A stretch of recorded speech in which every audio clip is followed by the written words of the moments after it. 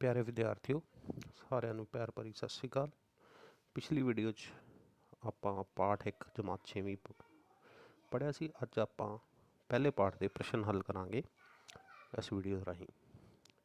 ਸਾਰਿਆਂ ਤੋਂ ਪਹਿਲਾਂ ਬਹੁ ਪਸੰਦੀ ਪ੍ਰਸ਼ਨ ਆਪਾਂ ਹੱਲ ਕਰਨੇ ਹਨ, ਜਿਹਦੇ 'ਚ ਪਹਿਲਾ ਪ੍ਰਸ਼ਨ ਹੈ ਕਿ ਡੈਸ਼ ਇਲੈਕਟ੍ਰੋਨਿਕ ਮਸ਼ੀਨ ਹੈ।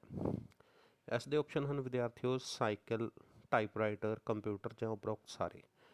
तो बच्चों साइकिल भी नहीं बिजली ते चलती तो टाइपराइटर भी नहीं चलता, तो अपने कंप्यूटर जो है वही बिजली ते चलने वाला उपकरण है। तो इसका उत्तर है कंप्यूटर। अगला प्रश्न है बच्चों कंप्यूटर की रफ्तार डैश होंदी है। ये ऑप्शन हैं तेज़, धीमी, मध्यम ਜਾਂ इन्हां विचों कोई नहीं। जिवें कि आपां पाठ 'ਚ पढ़िया सीगा कि कंप्यूटर की रफ्तार तेज़ होंदी है। इस प्रश्न का उत्तर तेज। अगला प्रश्न है विद्यार्थियों कि कंप्यूटर की विशाल डैश होंदी है।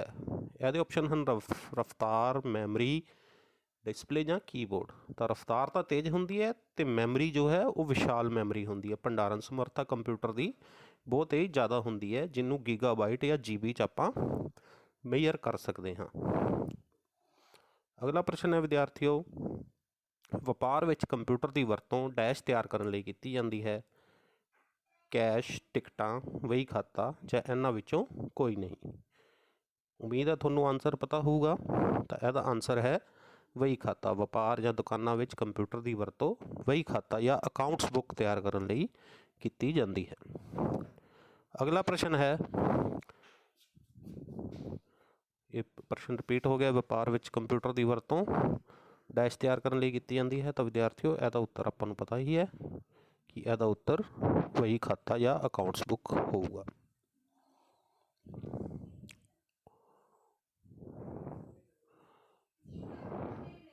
अगला प्रश्न है बच्चों कंप्यूटर की वरतों सिक्ख्या के खेत्र में डैश और डैश राही की जाती है।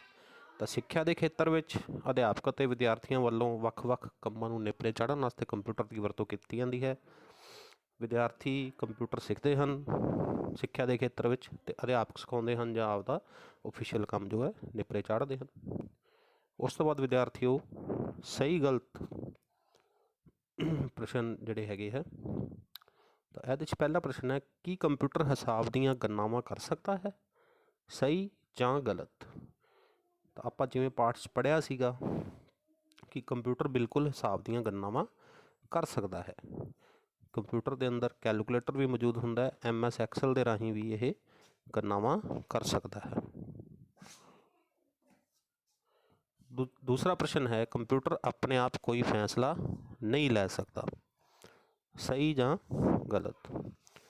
तो ये कंप्यूटर की एक लिमिटेशन है कि वो अपने आप कोई फैसला नहीं कर सकता, इसलिए इसका उत्तर सही आऊगा क्योंकि कंप्यूटर एक मशीन है। तीजा प्रश्न है कंप्यूटर की भंडारण समर्था नहीं होंदी। तो जिवें कि आपां पिछले प्रश्नों देखा सीगा कि कंप्यूटर की विशाल मैमरी होंदी है, तो आपां नूं पुछया गया समर्था नहीं होंदी, तो गलत है। समर्था होंदी है, भंडारण समर्था कंप्यूटर की होंदी है। अगला प्रश्न है कंप्यूटर गलत हदायतां नूं ठीक नहीं कर सकता। ऑप्शन वही है सही ਜਾਂ गलत। तो विद्यार्थियों कंप्यूटर जो है वो अपने आप गलत हदायतों को ठीक कदे भी नहीं कर सकता।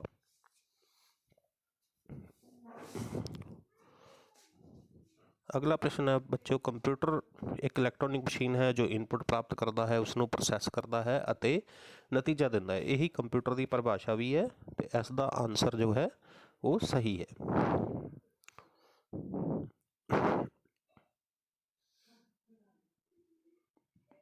उस तो बाद आपां छोटे प्रश्नों बारे हम पढ़ांगे, जिस विच पहला प्रश्न है कि कंप्यूटर की है। तो विद्यार्थियों कंप्यूटर एक इलैक्ट्रॉनिक मशीन है जो यूज़र तो डाटा और हदायतां प्राप्त करता है, जिसनूं इनपुट कहा जाता है। कंप्यूटर इनपुट नूं प्रोसैस करता है और प्रोसैसिंग तो बाद कंप्यूटर सानूं नतीजा दिंदा है। इनपुट लई कीबोर्ड, माउस आदि इनपुट यंत्र वरते जाते हैं। आउटपुट लई प्रिंटर, माउस आदि यंत्र वरते जाते हैं। CPU द्वारा ये प्रोसैस किया जाता है। अगला प्रश्न है विद्यार्थियों, कंप्यूटर की परिभाषा की है। तो कंप्यूटर की परिभाषा, कंप्यूटर एक इलैक्ट्रॉनिक मशीन है जो इनपुट के तौर पर यूजर तो डाटा प्राप्त करता है और इस इनपुट किए डाटा को प्रोसैस करता है और नतीजा या आउटपुट देता है। यह भविष्य में भी इस आउटपुट को वरत सकता है और ये नुमैरिकल और नॉन नुमैरिकल गणनावां को भी प्रोसैस कर सकता है। तीसरा प्रश्न है विद्यार्थियों, असी कंप्यूटर पर की कर सकते हैं, कोई 4 काम दसो। तो असी कंप्यूटर पर बच्चों गणितक गणनावां कर सकते हाँ, तस्वीरां बना सकते हाँ, गेमां भी खेड सकते हाँ, गाने सुन सकते हाँ, फिल्मां देख सकते हाँ। इस तो इलावा होर बहुत कुछ आप कंप्यूटर पर कर सकते हाँ, जिवें कि आप पिछली वीडियो देखा सीगा। अगला प्रश्न है विद्यार्थियों, सेहत और दवाई के खेत्रों में एक कंप्यूटर किवें मददगार है। तो सेहत और दवाइयां के तकरीबन हर खेत्र में कंप्यूटर की वरतों हो रही है। उदाहरण लई कंप्यूटर की वरतों हस्पतालों में मरीजों का रिकॉर्ड रखने लई या उन्हों की हिस्टरी रखन तैयार करने लई की जाती है। हस्पतालों की लैबोरेटरी में ਵੱਖ-ਵੱਖ तरह के मैडिकल टैसट करने लई भी कंप्यूटर की वरतों की जा सकती है।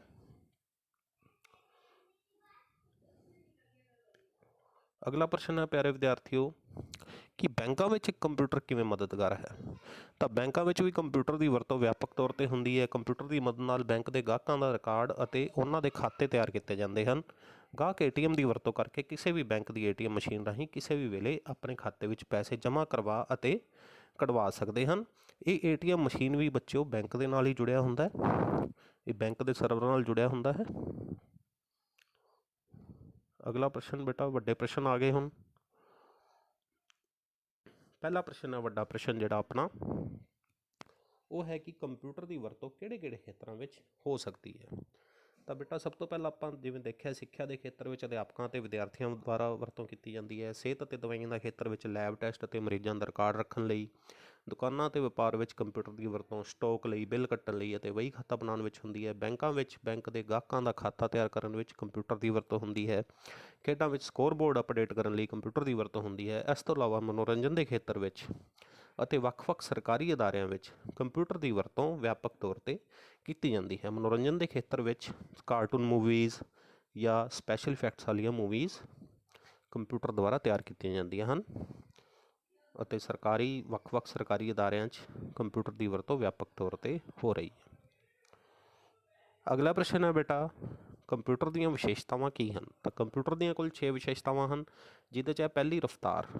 ਕੰਪਿਊਟਰ ਦੀ ਰਫ਼ਤਾਰ ਬੱਚਿਓ ਬਹੁਤ ਤੇਜ਼ ਹੁੰਦੀ ਹੈ। ਇਹ ਗੁੰਝਲਦਾਰ ਗਣਨਾਵਾਂ ਨੂੰ ਬਹੁਤ ਕੁਝ ਹੀ ਸੈਕਿੰਡਾਂ 'ਚ ਜਾਂ ਨੈਨੋ ਸੈਕਿੰਡਾਂ 'ਚ ਹੱਲ ਕਰ ਸਕਦਾ ਹੈ।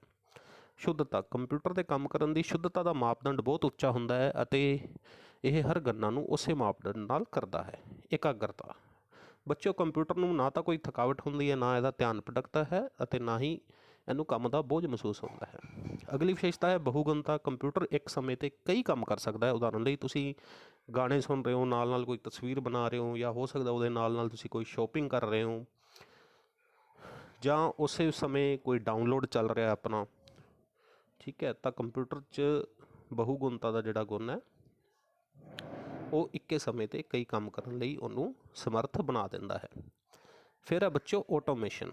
ਆਟੋਮੇਸ਼ਨ ਦਾ ਮਤਲਬ ਹੁੰਦਾ ਹੈ ਆਟੋਮੈਟਿਕ, ਕੋਈ ਕਿਸੇ ਪ੍ਰੋਸੈਸ ਨੂੰ ਆਟੋਮੈਟਿਕ ਚੱਲਣ ਦੇਣਾ। ਤਾਂ ਕੰਪਿਊਟਰ ਦੇ ਅੰਦਰ ਇੱਕ ਵਾਰ ਹਦਾਇਤ ਦੇਣ ਤੋਂ ਬਾਅਦ ਮਨੁੱਖ ਦੀ ਦਖਲ ਅੰਦਾਜ਼ੀ ਤੋਂ ਬਿਨਾਂ ਕੰਪਿਊਟਰ ਬਾਕੀ ਦਾ ਕੰਮ ਬਿਨਾਂ ਰੁਕੇ ਕਰ ਸਕਦਾ ਹੈ। ਜਦੋਂ ਤੱਕ ਅਸੀਂ ਉਸ ਨੂੰ ਬੰਦ ਨਹੀਂ ਕਰਦੇ ਉਦੋਂ ਤੱਕ ਉਹ ਪ੍ਰੋਗਰਾਮ ਚੱਲਦਾ ਰਹੂਗਾ ਅਤੇ ਕੰਪਿਊਟਰ ਬਿਨਾਂ ਰੁਕੇ ਬਾਕੀ ਦਾ ਸਾਰਾ ਕੰਮ ਨਿਪਰੇ ਚਾੜ ਦਊਗਾ। ਆਟੋਮੇਸ਼ਨ ਤੋਂ ਬਾਅਦ ਬੱਚਿਓ ਕੰਪਿਊਟਰ ਦੀ ਜਿਹੜੀ 6ਵੀਂ ਵਿਸ਼ੇਸ਼ਤਾ ਹੈ ਉਹ ਭੰਡਾਰਨ ਜਾਂ ਸਟੋਰੇਜ ਦੀ ਹੈ।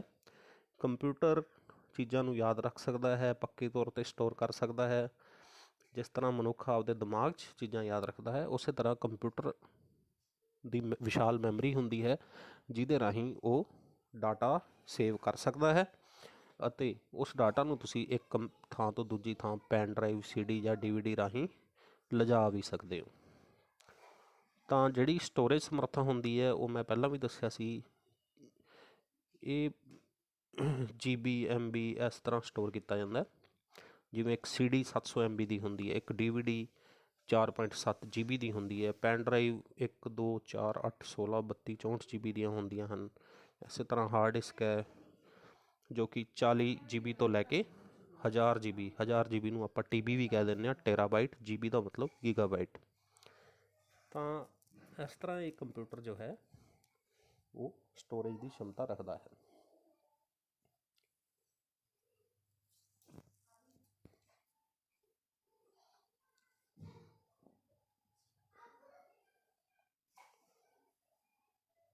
ਅਗਲਾ ਪ੍ਰਸ਼ਨ ਹੈ ਬੱਚਿਓ, ਕੰਪਿਊਟਰ ਦੀਆਂ ਸੀਮਾਵਾਂ ਕੀ ਹਨ। ਦੇਖੋ ਵਿਦਿਆਰਥੀਓ, ਕੰਪਿਊਟਰ ਇੱਕ ਮਸ਼ੀਨ ਹੈ ਤਾਂ ਇਹਦੀਆਂ ਲਿਮਿਟੇਸ਼ਨਸ ਹਨ। ਕੰਪਿਊਟਰ ਆਪਣੇ ਆਪ ਕੋਈ ਵੀ ਸੂਚਨਾ ਤਿਆਰ ਨਹੀਂ ਕਰ ਸਕਦਾ। ਕੰਪਿਊਟਰ ਕਿਸੇ ਗਲਤ ਹਦਾਇਤ ਨੂੰ ਆਪੇ ਸਹੀ ਨਹੀਂ ਕਰ ਸਕਦਾ। ਕੰਪਿਊਟਰ ਕੁਝ ਵੀ ਕਰਨ ਲਈ ਆਪਣੇ ਆਪ ਕੋਈ ਫੈਸਲਾ ਨਹੀਂ ਲੈ ਸਕਦਾ ਅਤੇ ਕੰਪਿਊਟਰ ਨੂੰ ਜਦ ਤੱਕ ਯੂਜ਼ਰ ਵੱਲੋਂ ਕੋਈ ਹਦਾਇਤ ਨਾ ਦਿੱਤੀ ਜਾਵੇ ਇਹ ਆਪ ਕੰਮ ਨਹੀਂ ਕਰ ਸਕਦਾ। ਇੱਕ ਮਨੁੱਖ ਦੀ ਤਰ੍ਹਾਂ ਇਸ ਦੀ ਵਿੱਚ ਕੋਈ ਭਾਵਨਾ ਅਤੇ ਵਿਚਾਰ ਨਹੀਂ ਹੁੰਦੇ ਅਤੇ ਨਾ ਹੀ ਇਸ ਦੇ ਪਾਸ ਕੋਈ ਸਮਝ ਜਾਂ ਤਜਰਬਾ ਹੁੰਦਾ।